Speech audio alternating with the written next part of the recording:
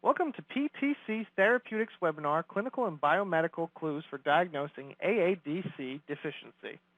We are happy you joined us for today's webinar. Your webinar will begin shortly.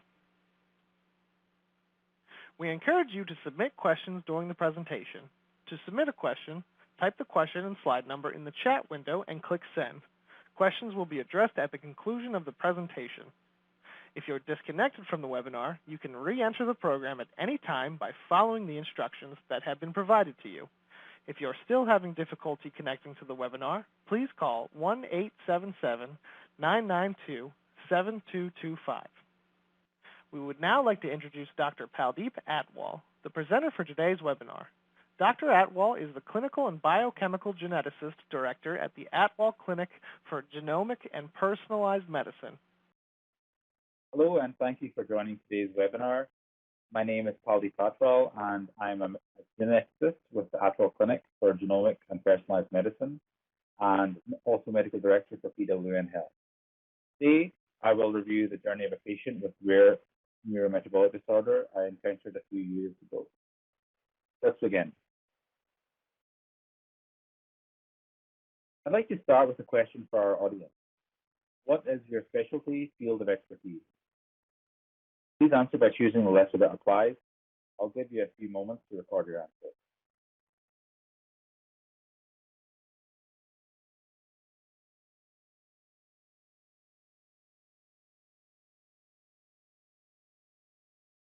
Thank you for your responses. Our objectives for today are the following. Number one, review the clinical presentation of a commonly misdiagnosed neurotransmitter disorder, aromatic amino acid decarboxylase, or AADC deficiency. Number two, highlight key features to narrow the differential diagnosis. And three, review diagnostic testing methods for AADC deficiency. We'll start out with a case study of a patient presenting with hypotonia and developmental delay. The patient was first seen at 11 months of age when he was hospitalized with pneumonia and sepsis.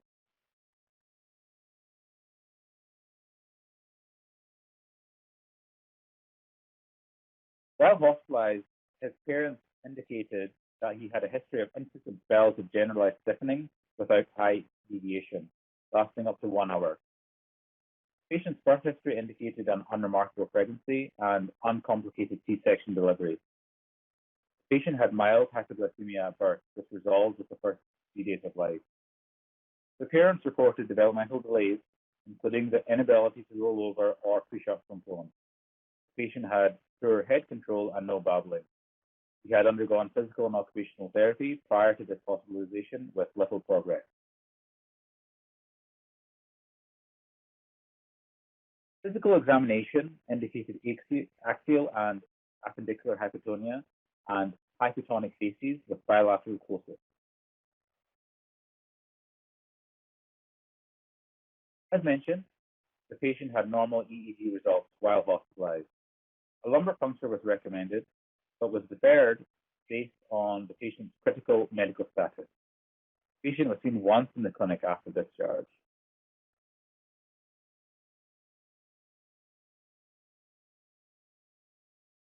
Now some questions for our audience. Based on the patient's medical history and presentation, what are your thoughts on his differential diagnosis? What diagnostic tests would you recommend to establish diagnosis?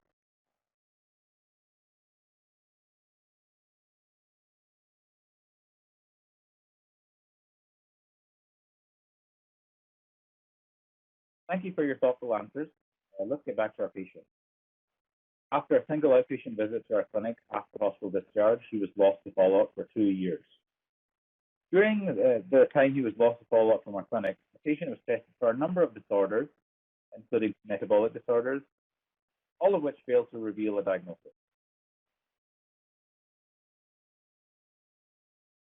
The patient received a provisional diagnosis of cerebral palsy and had been treated with hyperbaric oxygen with no symptom improvement.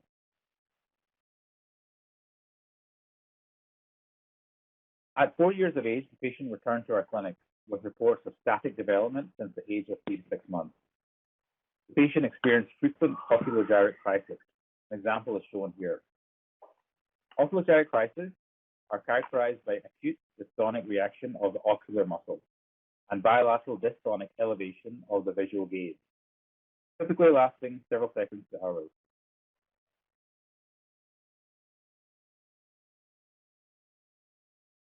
Physical examination indicated hypotonic faces and mild dysmorphic features. At this follow-up, a number of additional diagnostic tests were performed. The tests and results are shown here. I want to point out that the CSF neurotransmitter and metabolomic profiling results showed a marked elevation in 3-OMD, also known as 3-O-methyl-dopa, also known as 3-methoxytyrosine, and whole exome sequencing showing variants in the DDC gene. Now a question for the audience. Based on the test results as shown, what would be your diagnosis for this patient?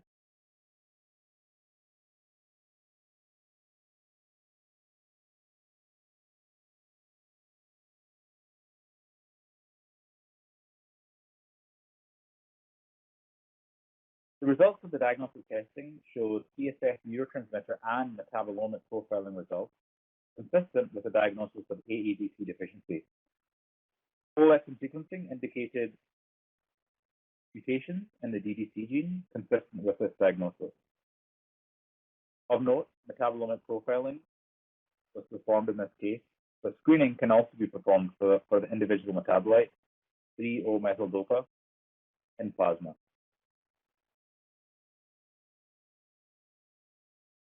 Now that we've discussed the patient's case, let's discuss the characteristics of AADC deficiency.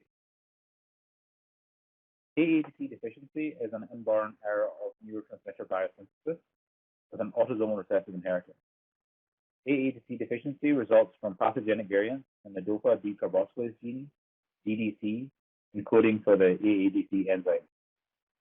Lack of the AADC enzyme leads to a severe combined deficiency of dopamine, serotonin, and other catecholamines, including norepinephrine and epinephrine. Key clinical symptoms include hypotonia, movement disorders, severe neurological dysfunction, failure to achieve any developmental milestones, failure to thrive, oscillogeric crises, and autonomic symptoms.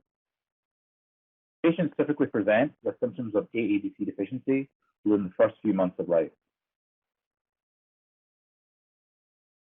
Patients with AADC deficiency have a poor prognosis, with the majority unable to gain any language or motor dysfunction over their lifetime. This slide shows typical developmental milestones for a healthy child and emphasizes the fact that most patients with AADC deficiency fail to achieve any milestone. These patients are also at risk of death within the first decade of life.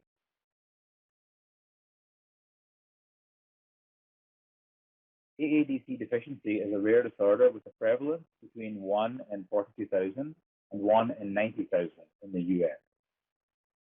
Shown for comparison are other rare disorders with a prevalence relative to AADC deficiency. One feature of AADC deficiency is the prevalence of diagnostic delays. According to published consensus guidelines, the mean age of onset for patients with AADC deficiency is less than 3 months of age, but the mean age of diagnosis is 3.5 years. AADC deficiency can often go undiagnosed or misdiagnosed because of similarities in clinical presentation with other conditions such as cerebral palsy or epilepsy.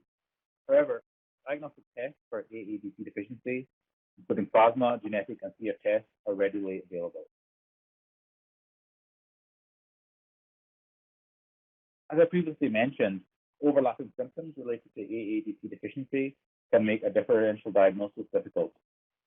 As you can see, the individual symptoms can be related to a number of other diagnoses, including infections, genetic disorders, and metabolic disorders. The red check mark indicates conditions our patient is thought to have based on the test ordered while he was lost to follow-up. As you will remember, all of these tests failed to reveal a diagnosis. This slide shows the link between the disrupted metabolic pathways in AADC deficiency and the key signs and symptoms typically seen in these patients. The impact of AADC deficiency on dopamine metabolism results in the motor symptoms and failure to thrive. Downstream impacts on epinephrine and norepinephrine metabolism can impact autonomic function. On the right, you can see the impact on serotonin levels that can lead to behavioral signs and symptoms, including irritability and delayed cognitive and speech development. There is a diagnostic pathway for suspected AADC deficiency. If a patient presents with hypotonia, along with delayed motor development and MRI consistent with clinical symptoms, test for AADC deficiency. Testing should be conducted in patients presenting with movement disorders, including oculogyric crises, dystonia, and hypokinesia or bradykinesia. These patients may also have autonomic symptoms, including ptosis, temperature instability, and nasal congestion. Because many of the most common symptoms of AADC deficiency can be attributed to other conditions, such as cerebral palsy and epilepsy, there is a risk of misdiagnosis. This slide shows the signs and symptoms in our patient that triggered the AADC diagnostic pathway. Note the hypotonia, delayed motor development, non-specific results on brain MRI, oculogyric crises, and ptosis. As I mentioned before, urinary organic acid analysis can be helpful in screening for AADC deficiency. Patients with this disorder show increased levels of phenolactic acid, COMD/DMT, and phenylpyruvic acid. As these results are seen, confirmation can be obtained using these core tests, including plasma enzyme assay, CSF panel, and genetic testing. Key core diagnostic tests may help to diagnose AADC deficiency. They are CSF neurotransmitter metabolite panel, plasma enzyme activity assay, genetic testing. Other diagnostic tests may be helpful, including measuring blood levels of 3-O-methyl-DOPA, also known as 3-methoxytyrosine, and urinary organic acid analysis. When interpreting the results, look for reduced HVA, 5-HIAA, and MHPG levels in the CSF. Additionally, look for elevated 3-OMD, L-DOPA, and 5-HTP levels with normal TERN levels. If these results are accompanied by low plasma AADC enzyme activity, AADC deficiency is indicated. That can be confirmed by genetic testing, which shows pathogenic variants in the DDC gene. However, if genetic testing is performed as a first step and pathogenic variants of the DDC is detected, diagnosis should be confirmed by low plasma AADC enzyme activity and/or neurotransmitter metabolites that support the diagnosis of the AADC deficiency. This slide summarizes the tests that indicate a diagnosis of the AADC deficiency. Consensus guidelines also recommend confirming the diagnosis with genetic testing. Now for some questions for our audience. First, which of these clinical symptoms would make you suspect AADC deficiency the most?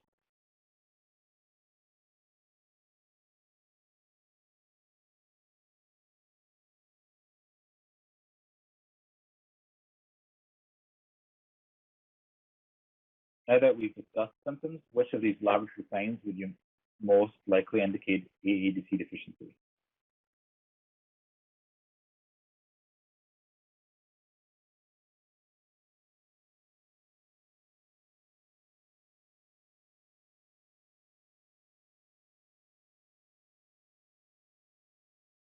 This slide gives a broader overview of testing options for AADC deficiency. Remember, the core tests are CSF neurotransmitter panel, genetic testing, and plasma enzyme assay. Urine, organic acids, and plasma metabolite analysis are useful to provide additional information and can often be used as an initial screening test. We will touch on this later, but plasma COMD testing is currently offered via a PTC-sponsored program. Let's return to our patient case. As you will recall, the patient first presented at 11 months when he was hospitalized with pneumonia and sepsis. While an inpatient, his parents reported developmental delay and seizure-like episodes. An EEG was normal. The patient was then lost to follow-up for up to the next 2 years. During this time, he received a provisional diagnosis of cerebral palsy. At 4 years of age, he returned to the clinic where he was diagnosed with AADC deficiency. This patient is an example of the diagnostic delay often seen in patients with AADC deficiency. Earlier diagnosis can lead to an early initiation of care in these patients. This slide summarizes the key points in the diagnosis of the AADC deficiency. Pediatric patients presenting with failure to achieve motor milestones, hypertonia, movement disorders, oculogyric crises, and autonomic symptoms should be tested for AADC deficiency. Diagnostic testing for AADC deficiency includes plasma AADC activity testing, CSF metabolite testing, and genetic testing. Consensus guidelines recommend that 2 of the 3 results should be positive before a diagnosis is made. From diagnosis of AADC deficiency can promote early use of management options. When you suspect AADC deficiency, look for the following signs and symptoms.